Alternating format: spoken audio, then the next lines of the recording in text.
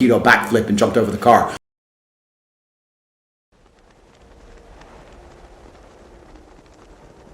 Correct. Strong body is strong mind. You have to prepare yourself for the difficulties of life because trauma is going to come to you and God is going to test you. And right now you're in a very fortunate position where you get to sit on the internet and make money and just live this very easy life. And let me tell you something about life, my friend. God is not going to allow you to live this very privileged life for eternity. Something is going to happen. I don't know what it is. You might get banned. Something bad might happen to you. Heaven forbid. No, I'm just saying. Heaven forbid. I don't want these things. But something bad might happen to you and you have to be the kind of man who is resilient to those things and prepared to fight against them. I'm saying you must build up your character points. It's very much like a video game. You're playing a video game and you know you're going to reach harder levels in life. What do? You increase your strength, your stamina, you get more money in the bank, you buy better guns, because as you progress along the game of life, it becomes more and more difficult. And I'm saying to you, you are now sitting, coasting, thinking life's going to be easy and it's going to stay easy because you're in a very fortunate position. And I hope for you it does. But the probability of that happening is very low. The likelihood is that it's going to become difficult and you need to be ready for that.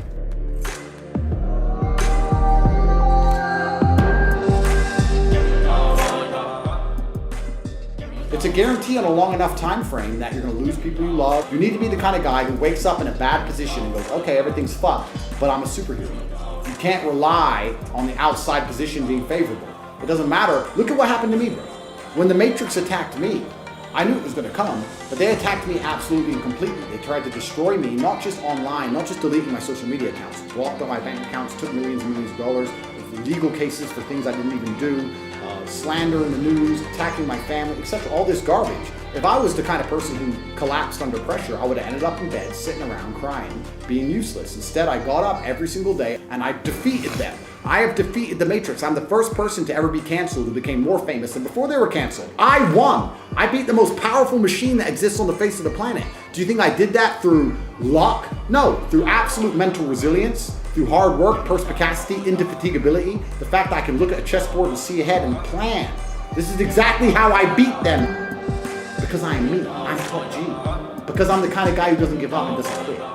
Unmatched perspicacity, the ability to see and perceive what's happening, coupled with sheer indefatigability makes me a fear to color in any realm of human endeavor. This is who you must become to be a top G. This is what I'm trying to teach you and train you to become because on a long enough time scale. Are you prepared for war? No. You need to become prepared for war. This is life. You need to prepare yourself for war. Relationships between people is always going to be a value exchange. There's no such thing, unless you're being used like a fool, of you having all the value and the people next to you having no value to add to your lives. Even the friends you talk to, they make you laugh, right? So they give you value, right? So you have to be a good person. Good people have good people around them. Yeah. Bad people have bad people around them. True or false? Facts. You look at a thief. Who are his friends?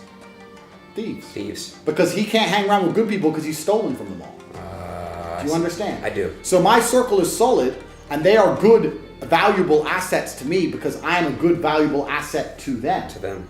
The better a person you become, if you were to embark on this journey of self-discovery like we just described, and you were to start taking your life very seriously, there'd be people who would come into your life who would be new, and there'd be people who fall out of your life. Guess who's going to fall out of your life? The bad people. The bad people. People who are wasting your time. And the people who would join into your life would be the people you're training with. People who want to climb Mount Everest with you, etc. The better you become as a person, the better your circle becomes. Which is why when people send me questions, and I get this a lot, hey Andrew, my friend did this to me, my friend stole my girl, some bullshit. Well, if you're hanging around with losers, guess what you are? A loser. If you're hanging around with snakes, guess what you are? A snake. There's no snakes in my circle, there's no losers in my circle. The best way to have a good circle is to be a good person. Life is very simple, and it will fix itself if you do the work.